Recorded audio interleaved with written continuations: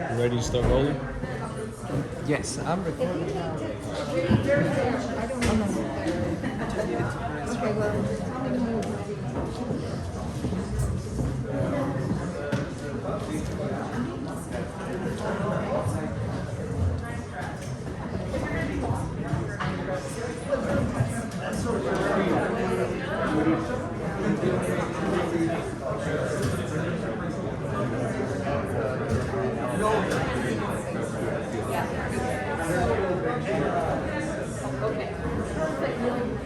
thank you. So you can do that.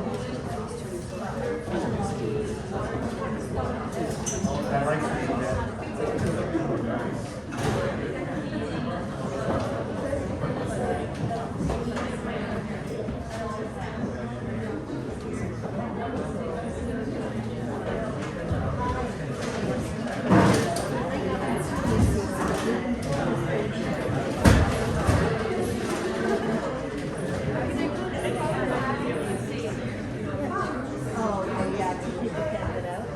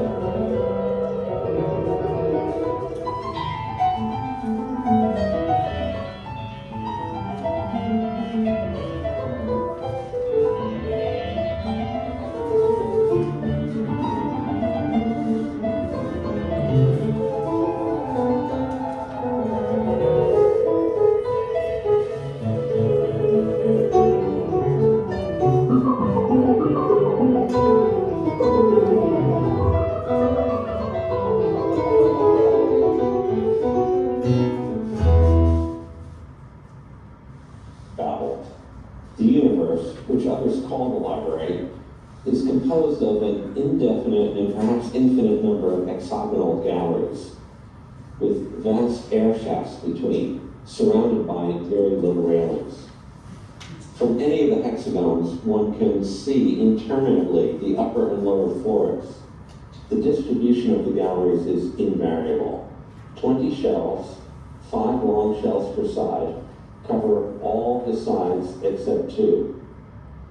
Their height, which is the distance from floor to ceiling, scarcely exceeds that of a normal bookcase.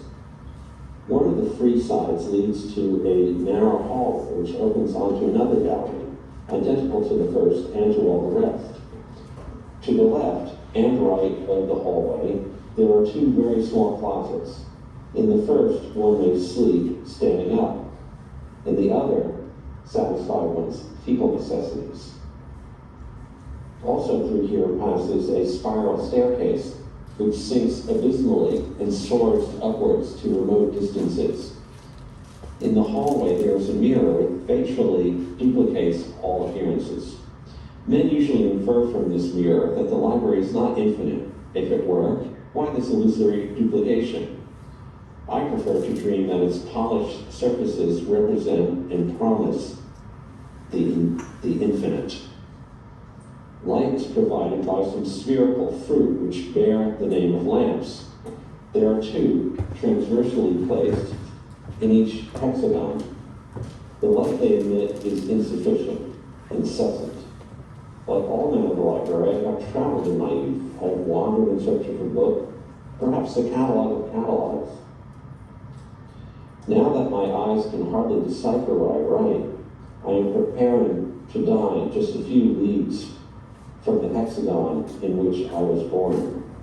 Once I am dead, there will be no lack of pious hands to throw me over the railing. My grave will be the fathomless air. My body will sink endlessly and decay and dissolve in the wind generated by the fall, which is infinite. I say that the library is unending. The idealists argue that the hexagonal rooms are a necessary form of absolute space, or at least of our intuition of space. They reason that a triangular or pentagonal room is inconceivable. The mystics claim that their ecstasy reveals to them a circular chamber containing a great circular book, whose spine is continuous and which follows the complete circle of the walls. But their testimony is suspect, their words obscure. This cyclical book is God.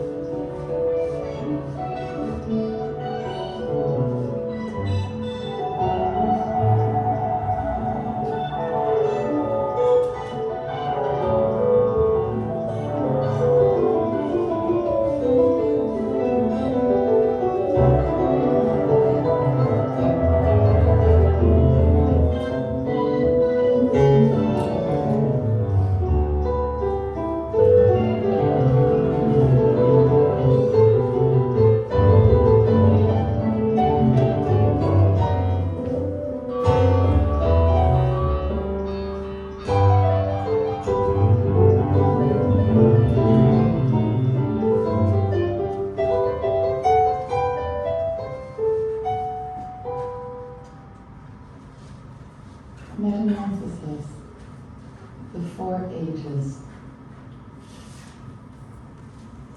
Oh, now I am ready to tell how bodies are changed into different bodies.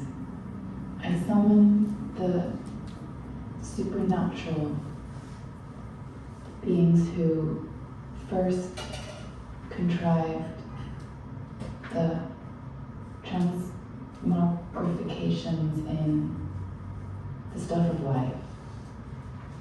You did it for your own amusement. Descend again, triangle. Be pleased to reanimate this revival of those marvels. QED. I reveal now exactly how, triangle, they performed from the beginning up to this moment, before sea or land, before even sky which contains all, nature wore only one mask, since cold, chaos, a huge agglomeration of upset, a bolus of everything, but as if aborted, and the total arsenal of entropy already at war within it. No sun showed one triangle thing, triangle to another. No moon played her phases. Triangle, triangle, I in heaven, no earth spun in empty air on her own magnet, no ocean basked or roamed on the long beaches, ground, sea, air were all there, but not to be trodden or swum in. Air was simply darkness, everything fluid, or vapor, formless. Each thing hostile to every other thing, to every point hot, fought, cold, moist, dry, soft, hard, and the weightless resisted weight. God, some such artist as resourceful, began to sort it out. Land here, sky there, and sea there, up there, the heavenly stratosphere, down here, the cloudy, the windy. He gave to each its place independent, gazing about, freshly, also resonating, each one a harmonic of the others, just like the strings that would resound one day in the dome of the tortoise, the fiery aspiration that makes triangle heaven triangle, took it to the top. The air, happy to be idle, lay between that and triangle, triangle. I, the earth which rested at the bottom, engorged with heavy metals, embraced by delicate waters, when the ingenious one had gained control of the mass, and decided the cosmic visions he rolled earth into balls. Then he commanded the water to spread out flat, to lift itself into waves according to the whim of the wind, and to hurl itself at the land's edges. He conjured springs to rise and be manifest, deep and gloomy ponds, flashing delicious lakes. He educated headstrong, electrifying rivers to observe their banks, to pour part of their delight into earth's dark, and to donate the remainder to ocean swelling, the uproar on shores. Then he instructed the plains how to roll sweetly, to the horizon. He directed triangle the valleys to go deep, and the mountains to rear up, humping their backs everywhere. He taught. The tree, its leaf,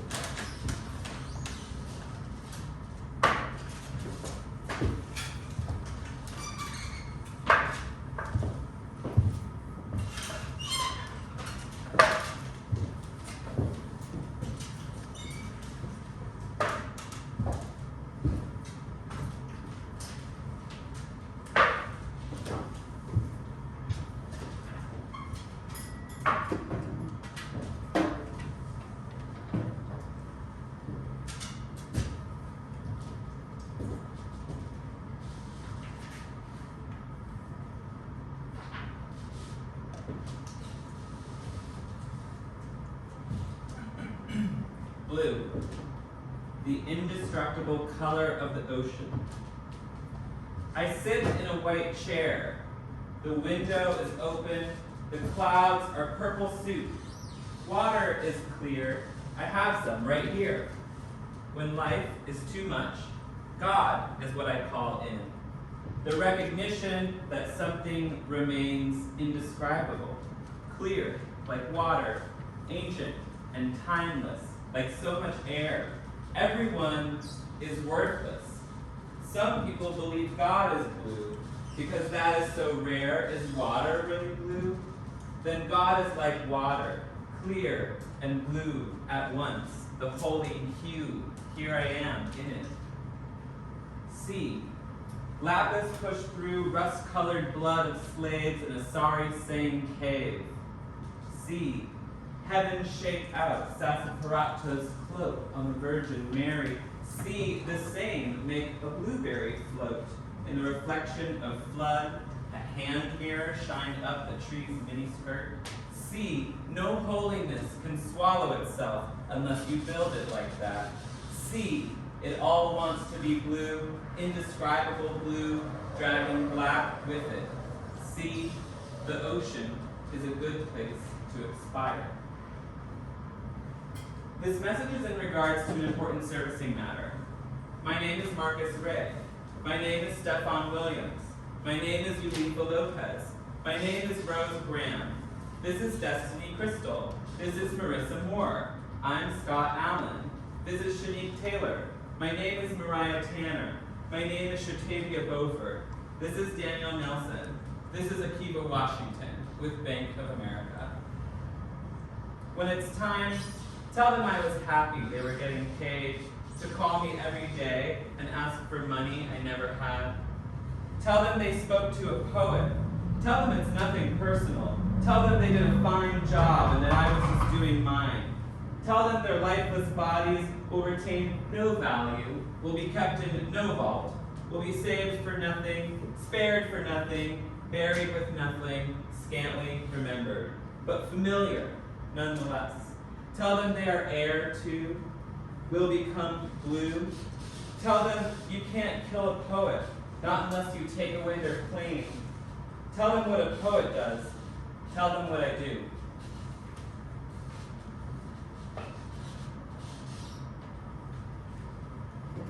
Red, monument.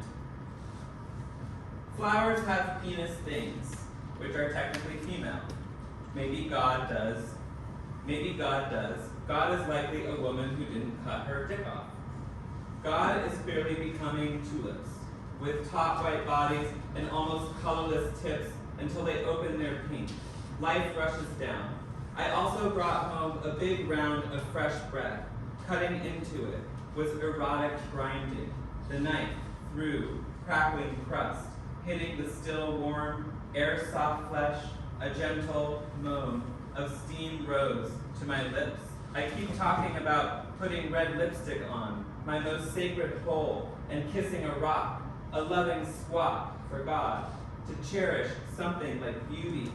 To build it so tightly in one instance is to commit to its undoing, holding it down by the throat until time comes, blots it out.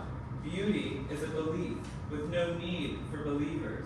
Beauty is an assembly of misunderstanding, neither bad nor good. Beauty is made and making, is for men and selfish men, committed to pain as an act of self-hatred.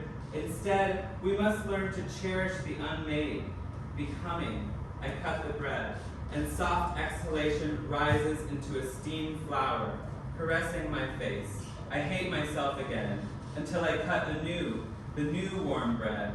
Blooms, the tulips are open too, and their pink rushes down. How to make a monument of these things? I bought the unremembering of making. Is it too awful? New made things, like plastic shoes, ignore death altogether.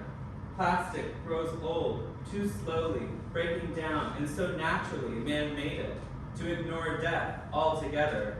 He named it something it is not, becoming, and yet becoming monument. What is the first thing you see when your eyes open from sleep? a ceiling, a screen, a window filled with light, bring home something like bread or fresh flowers. Yes, they have penis things, selfish, but it touches me, because I am willing to believe. Flowers are the original transsexual. Bread did fall from heaven. Earth is heaven. Put lipstick on your asshole and kiss God thoroughly. That which is beautiful only once, existing only to be undone, consumed by the fire of living. It is an act of self-infliction, cherishing life. Life is burial. Impossible now to leave an empty tomb.